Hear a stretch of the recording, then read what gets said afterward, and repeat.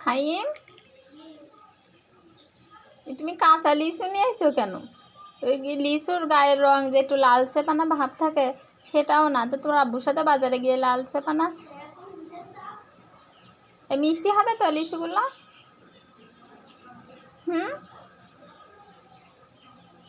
ফাহিম, লিচুগুলো লালচে না তো।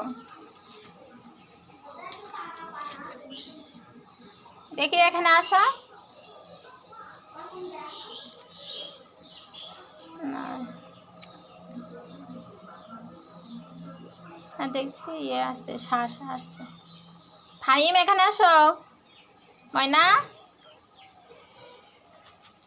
খেয়ে বলো মিষ্টি কি?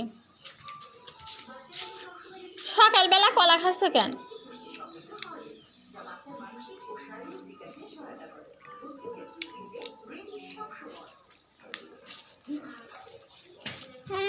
টকে মিষ্টি হয়নি।